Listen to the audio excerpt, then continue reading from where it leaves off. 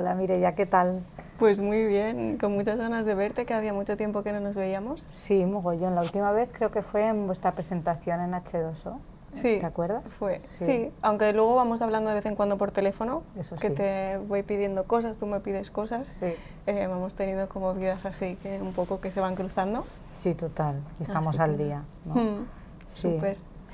Nada, porque estaba pensando, viniendo para aquí, la última colaboración que hicimos, que trabajamos juntas con más gente, fue en la rebelión de los objetos, ¿no? Sí, que fue súper divertido, fue que muy estábamos guay. las dos Sí. Liadísimas, Sí. tú con tu máquina de confeti, Sí, súper total. guay.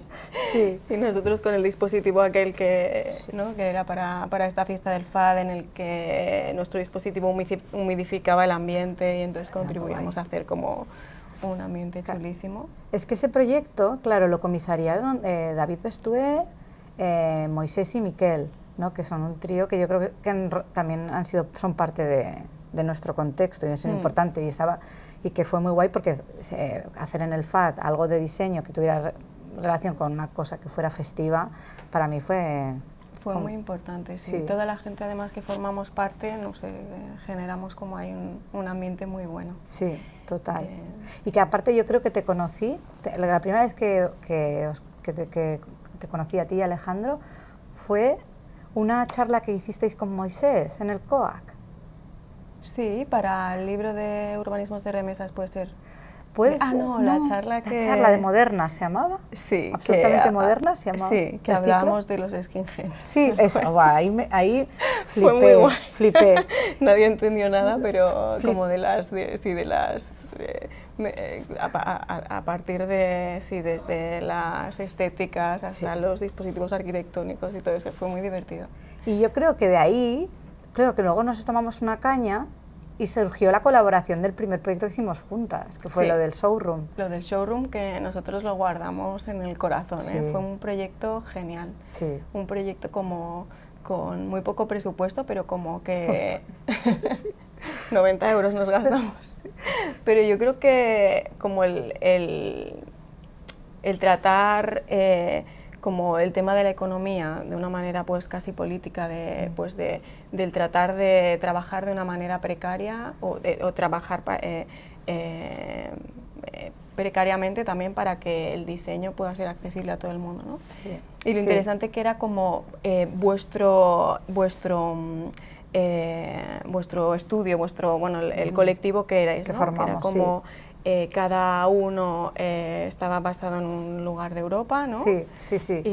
La idea de 101 era una colaboración entre diseñadores, sobre todo de indumentaria y de joyas y ornamento, llamamos ornamento también, de toda Europa, de diferentes generaciones que nos habíamos conocido por redes, simplemente así, accesibles con Instagram, y que era gente que tampoco tenía una gran visibilidad, simplemente nos gustaba su trabajo.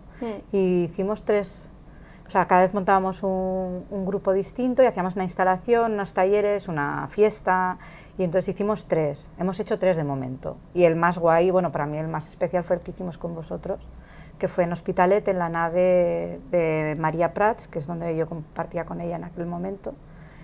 Y fue muy guay también la elección de vuestro material, que es el papel de rollo de imprimir de arquitectura, bueno, típico de despacho, cómo cubrir la supernave que tenía María. Claro, sí. O sea, era como el reto de cómo, con muy poco presupuesto, cómo podía el diseño mediar en esta situación de como la casa de María, que además cubría un espacio gigantesco, el poder generar como esa intimidad para ella y el poder también generar como un espacio para vosotras en el que os sintieseis cómodas, ¿no?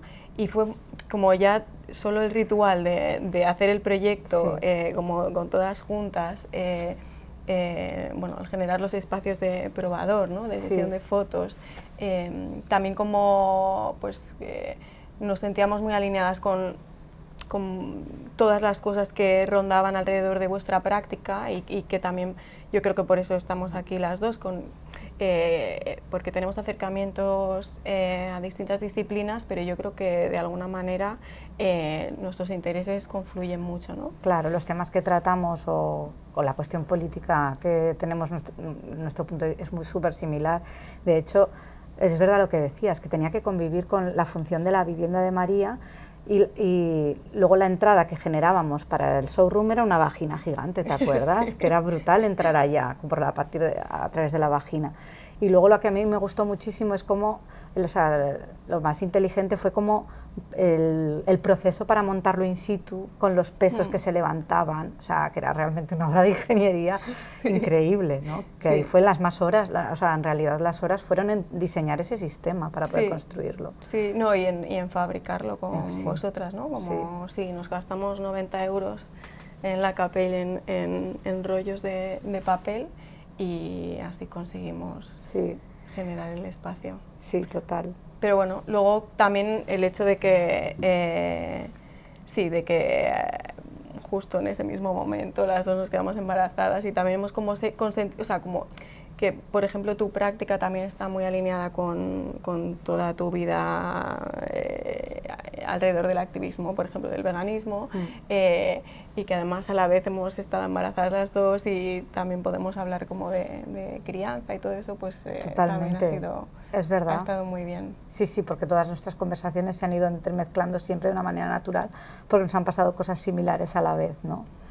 Y fue guay también como generar un espacio que hablara tanto del conflicto de género en lo del showroom, porque toda la gente que llevaba la ropa o las instalaciones, que era un tema súper presente, y el espacio, y como no solo la cúpula de papel que creasteis con entradas y salidas, sino los materiales que utilizasteis o cómo permitía iluminarse y que hubiera luego un acompañamiento sonoro que fue muy chulo, que fue luego... Eso sí, luego hicimos a partir de ahí el proyecto Consoma de Mantina. Exacto.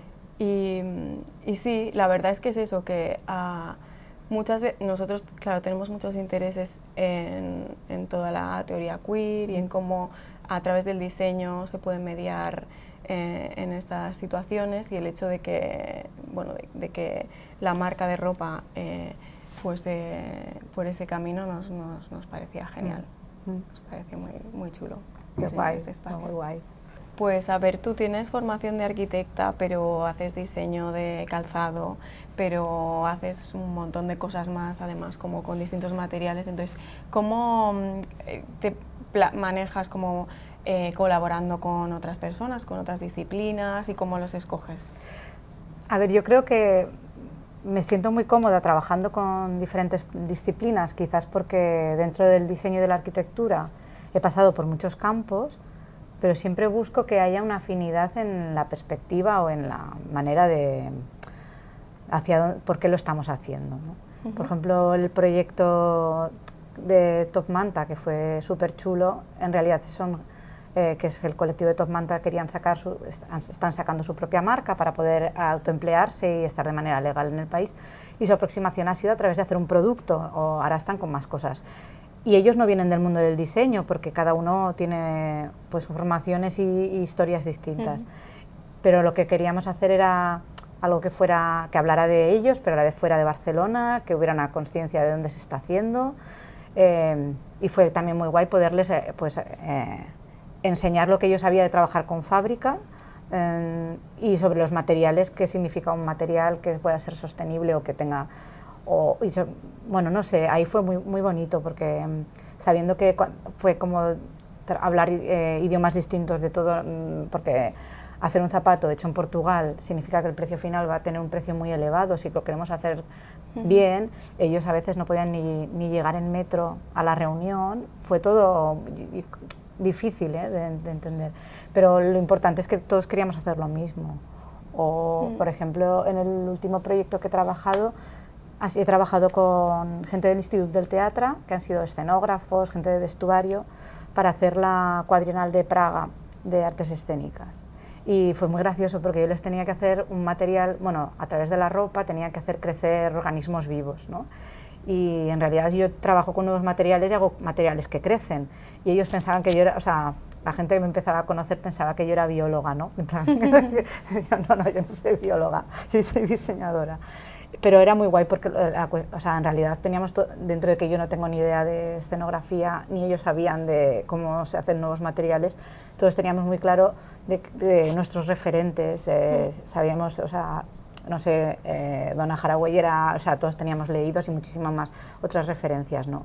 Y para mí eso es importante, tener como, aunque tengamos conocimientos distintos, que tengamos como una perspectiva similar. Claro, es que de alguna manera en la época que nos ha tocado vivir ya las disciplinas casi no son capaces de trabajar por ellas solas, ¿no? Si como sentimos el diseño como una cosa aislada de todo el mundo en el que solo preocupa pues la estética o la forma o los colores, etcétera, pues sí, ¿no? Pero el acercamiento pues de Donna Haraway y de otras personas, ¿no? En el que de alguna manera el diseño, la arquitectura es política y es capaz de, a través de ello, mediar para generar sociedades más equilibradas, más justas, y todo esto apoyado por el pensamiento contemporáneo, el feminismo, la ecología, etcétera, pues casi que nos obliga a colaborar con otras disciplinas, ¿no? El hecho de que,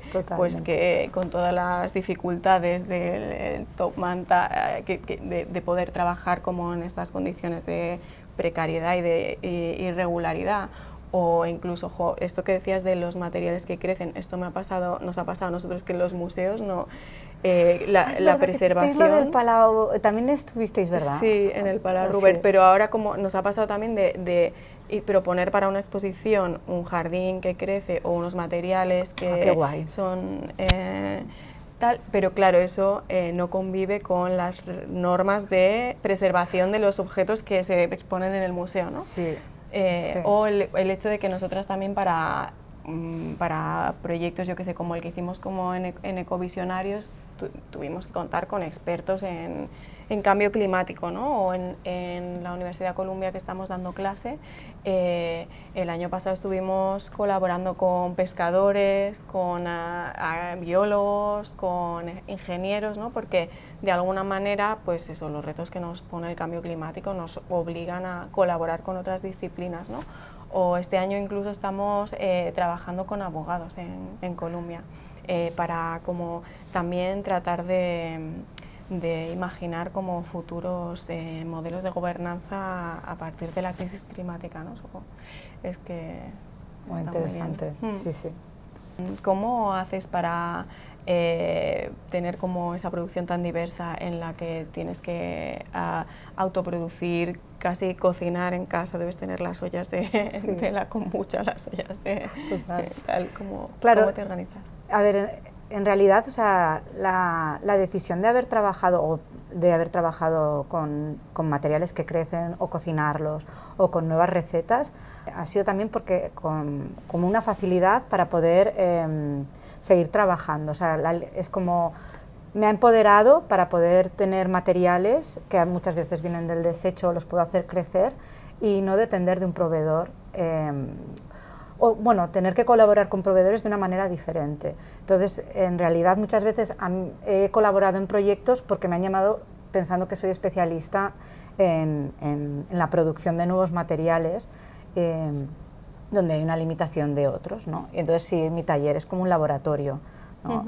Realmente es un laboratorio, es como muy ingenieril, porque realmente creo materiales, ¿no? De autoproducción. Sí, porque te llamarán de experta y luego al final empiezas de nuevo y te inventas materiales nuevos. Todo el rato, sí, claro, totalmente. Sí, nosotros también, bueno, tenemos el taller en el que pues todas las personas del estudio hacemos el trabajo tradicional de la arquitectura, de dibujar y todo eso, pero luego tenemos la pata en la que estamos también continuamente haciendo investigación.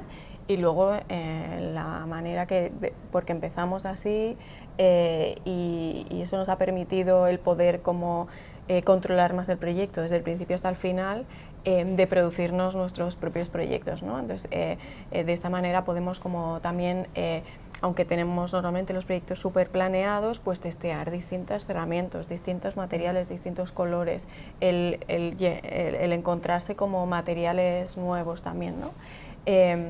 Pero no obstante, no es como también el taller de un artista cerrado en sí mismo ni nada de eso, sino que muchas veces también necesitamos de otras disciplinas, como por ejemplo nos pasó en la exposición de ecovisionarios en el Matadero, que se llamó Jardín Cibor, en la que hicimos un prototipo para de alguna manera mitigar los efectos del cambio climático en el Centro Cultural Matadero de Madrid, que al estar protegido y tener un suelo que refleja tanto el calor, se produce este efecto isla de calor, que hay como una temperatura de 3 grados mayor que al lado en Madrid Río, ¿no?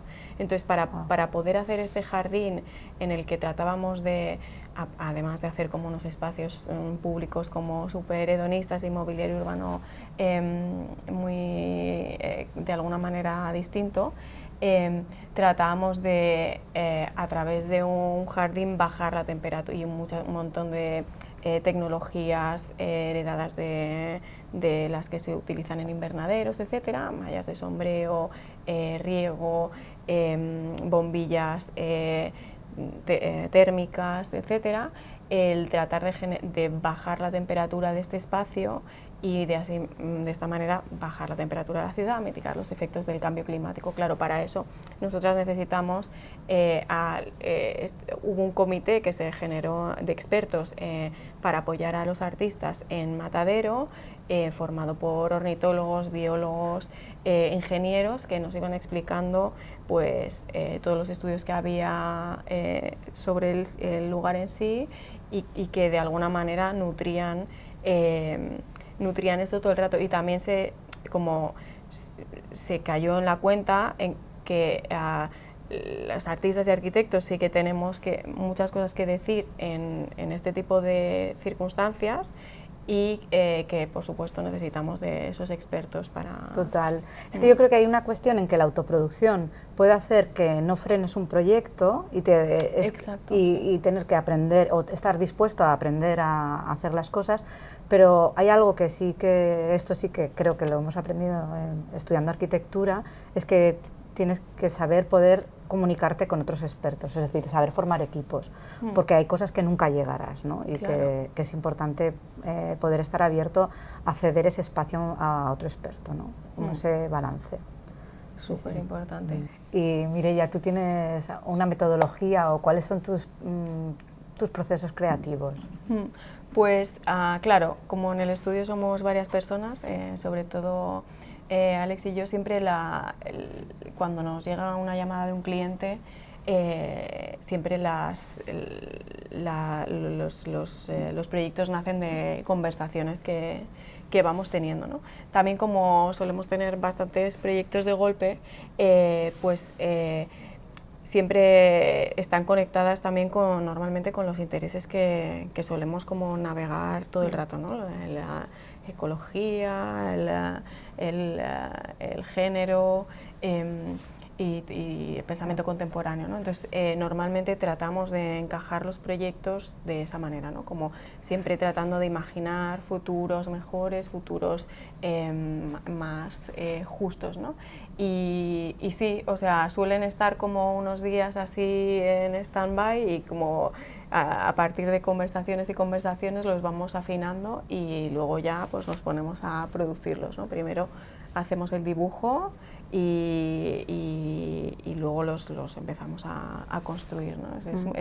Es muy bonito y muy satisfactorio, porque cada vez que acabamos uno, pues nos entra una gran alegría, yo qué sé. Claro. ¿Y tú cómo lo haces? Claro, claro, depende de en qué proyecto, o por ejemplo esta temporada que he estado 2 años como CAP en Nani Marquina, que trabajaba dentro de una empresa y tenía que seguir unos planes para trabajar con el equipo, ¿no? Y entonces había siempre una idea, o yo proponía unas ideas y entre todos decidíamos cuáles iban a ser y cómo las vas desarrollando, para luego ir presentándolas, que allí los prototipos eran alfombras, ¿no? O a veces tejíamos unas muestras. En general, claro, ahí no es lo mismo que cuando he trabajado por mi cuenta como Sara, pero sí que creo que si intento hacer una comparación es que yo suelo trabajar a partir de los materiales e intento no pensar tanto en la forma, sino pensar en los materiales y que esos materiales, cómo se comportan, estudiarlos, y si hay una narrativa que se tiene, pues teniéndola en cuenta, e intentar luego al final que a nivel formal sea contemporáneo, sea interesante y se cumpla, pero no tanto forzar la visión final formal, como quizás, pero es por la pasión que tengo por los materiales, ¿no? Tanto eran cuando hacíamos cosas en plano o en Nani, como cuando he hecho zapatos para mi propia marca o para colaboraciones o en otros proyectos. Trabajar primero por el entendimiento del material y cómo se manipulan, y entendiendo cómo se manipulan y la naturaleza del material, ver después qué formas ofrece, ¿no? Y que a la vez sean interesantes y contemporáneas las formas, bueno, que tengan, sí, que sean interesantes. Y la tríada oficio, intuición, talento, ¿qué opinas? Yo de la intuición no creo en la intuición. Creo que la intuición en realidad es como una manera rápida, un bagaje que ya tienes, ¿no? Y simplemente es tu rapidez, pero si no tienes un bagaje o una experiencia, la intuición no existe. Y a veces es la simple observación, de ser una persona muy observadora, pero tiene que haber algo detrás, ¿no? La intuición es como una manera de explicarlo, ¿no? Pero, o sea, esa es la explicación, creo. Lo del oficio, por ejemplo, yo empecé cuando salí de arquitectura con un zapatero, un tío súper crack, a hacer zapatos a mano con él en el taller. Y yo tenía muy claro porque, bueno, mira, empecé con los zapatos, que quizás, porque era un marco y una excusa, podría haber hecho otras cosas y así he hecho otras cosas. Pero entender el oficio, entendí, pues, por ejemplo, porque yo no quería hacer zapatos con piel, pero si no hubiera trabajado la piel, el material de la piel con ese zapatero, no hubiera entendido por qué los zapatos son como son. Claro. Porque llevan cordones, porque la piel es tan noble, porque, o sea, hay una cuestión del oficio que es muy interesante. A mí la técnica per se no me interesa como fin, pero esta cuestión de entender un oficio para ver por qué se ha diseñado así, creo que es interesante. Y fue muy guay como acercarme al diseño fuera de la arquitectura a través de una artesanía, ¿sabes? De trabajarlo con las manos. Luego ya he diseñado también en fábrica y he hecho cosas que son más especulativas y otras cosas que son más producto. Pero empezar con artesanía y el oficio que todo el mundo tiene en la cabeza, para mí fue muy importante. Y ya te digo, yo no era la mejor zapatera ni lo pretendía ser, pero aprendí muchísimo. Sí, sí, nosotros yo creo que no somos ni los más intuitivos, ni los más talentosos, ni los mejores en el oficio. Ninguno de las tres. Pero es verdad que, y creo que casi, o sea, que ninguno de las tres es como un valor así per se, creo. Creo que nosotros es a base de mucho estudiar, mucho mirarnos, mucho... O sea, también tenemos como una particularidad que es que nos interesa tanto los arquitectos más tradicionales como los más punteros ahora mismo que son más políticos entonces como el pensamiento contemporáneo, pues mucho estar como muy metidos en la actualidad, en lo que se hace ahora y en entender como nuestro contexto y a partir de ahí como tratar de proponer cosas, ¿no? Y claro, la técnica, el oficio, pues poco a poco lo vamos aprendiendo, pero igual que tú te llaman como experta y haces y te inventas y tienes que hacer una cosa nueva cada vez, pues nosotros igual, pues cada vez que necesitamos aprender una cosa la aprendemos, ¿no? Siempre apreciamos un montón a los industriales a los que vamos a visitar y enseguida queremos aprender cosas y les rogamos, llevamos a los cerrajeros rogando que nos enseñe a alguien a soldar, por favor, un montón de tiempo, ¿no? Y el oficio sí que es algo que nos llama mucho la atención, pero tampoco somos expertos en oficio, ¿no? Pero sí que es eso, como trabajar mucho y a ver qué sale, ¿no? Y también como tomar como las decisiones correctas, ¿no? Y esto, una cosa que creo que es muy importante es como la suerte que tenemos y creo que también como por decisiones que hemos ido tomando en la vida con los clientes que tenemos.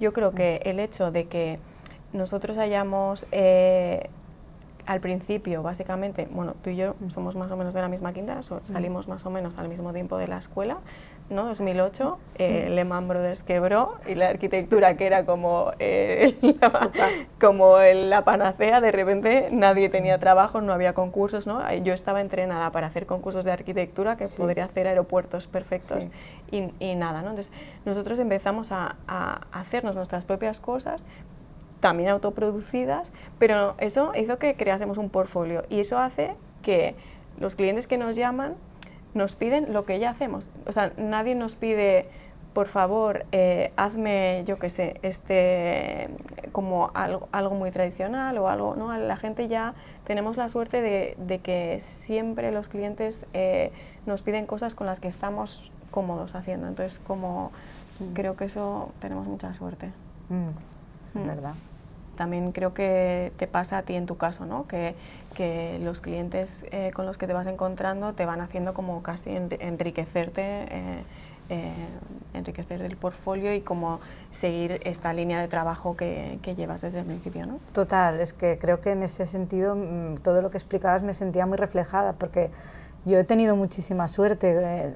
Cuando hablas con otros compañeros de profesión te hablan de que tienen siempre alguna movida o alguna discusión con el cliente, y en mi caso, más que clientes, he pensado que estábamos trabajando juntos, y quizás es porque han venido, bueno, al igual el día de mañana cambia, pero han venido un poco como tú a lo que tuve que autoproducirme para poder continuar haciendo, es lo que conocen, y si han venido es porque han creído que podíamos hacer un buen equipo. Entonces yo muchas veces he tenido esta sensación de que los clientes, que han sido de todo tipo, claro, quizás no es un cliente al uso, han sido a veces o colectivos, o a través de ayudar en una convocatoria, o artistas que necesitaban terminar de acabar el proyecto, muy diferentes, ¿eh? Pero yo me he sentido con mis clientes más un equipo que una relación de cliente al uso, no sé. Claro, tú has sido mi cliente. Claro, es verdad. Y te he puesto a trabajar. Sí, es verdad. Ha sido así. Mireia, ¿cuál crees que es el futuro de tu profesión? Pues yo creo que ya, como lo hemos estado hablando durante toda la conversación, el hecho de que sí, que los arquitectos tenemos que en colaboración con otras disciplinas, pues tratar de enfrentarnos a las crisis que nos están viniendo, ¿no? Los programas que estamos haciendo en Columbia son casi como el reformular nuestra idea de lo que es sostenible, ¿no? Y cómo de alguna manera hemos tomado por verdaderas algunas cosas que generan todavía situaciones de mucha injusticia o casi como de una especie de feudalismo, ¿no? Entonces, como el hecho de que de alguna manera no solo, sino colaborando con otros arquitectos, con otras disciplinas, perdón, podamos como enfrentarnos como a esta serie de cambios, ¿no? Y ya como de manera más personal, viniendo a mí, es verdad que nosotros en el estudio tenemos como una especie de dos patas, ¿no?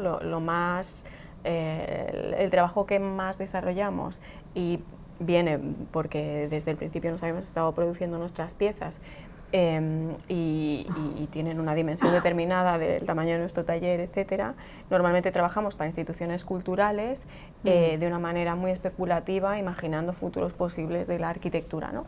Pero por otro lado, recientemente hemos hecho también como proyectos más de largo recorrido y más en un presente, no como imaginando futuros, sino que son como dos reformas que hemos hecho, una en Madrid, en la que hemos tratado de introducir un montón de temas de sostenibilidad, pero desde muchos puntos de vista, no solo materiales, sino de dependencia de combustibles fósiles y de los distintos espacios de la casa, y otra en Barcelona que tiene las mismas principios, pero con además la restricción de hacerlo con un presupuesto súper ajustado de 10.000 euros, y nos ha gustado muchísimo el tratar como también temas como más del presente, más cotidianos y más como de vivienda, ¿no? Entonces como seguir como explorando estos temas, y ya no solo en renovaciones, sino a lo mejor como una vivienda de nueva planta, o incluso una nuestra propia, también, no sé, es algo que nos apetece. Claro. ¿Y tú cómo ves el futuro? O qué quieres? Claro, a ver, no sé, porque yo he cambiado tanto de rumbo, para mí tiene sentido todo lo que he hecho, pero he hecho muchas cosas relacionadas con diseño y diseño, pero no sé, que he hecho de todo, ¿no? Y ha sido guay, para mí tiene sentido y ha sido guay la libertad que he tenido para ir cambiando desde la indumentaria hasta el producto de otro tipo, ¿no?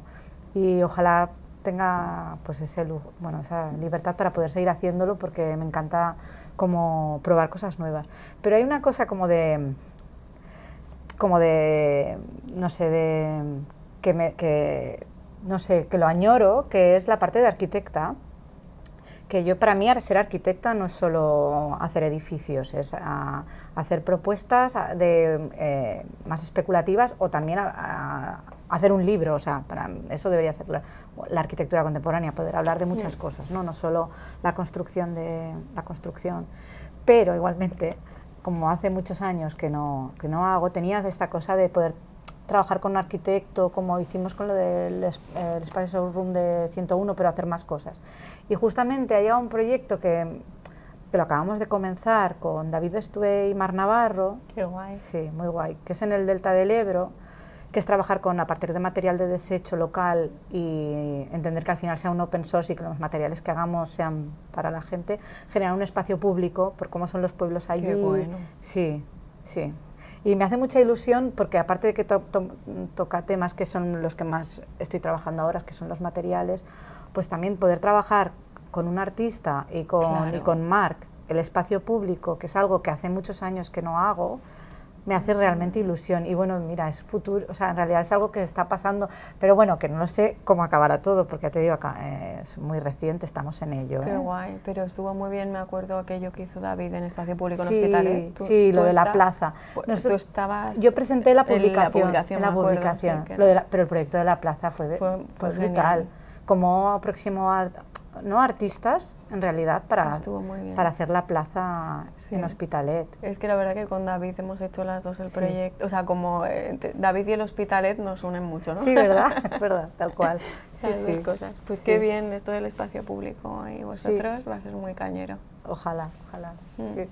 Pues qué bien, Sara, vernos, echar el ratito este. Sí, Mireia, un placer, como siempre, verte. Sí.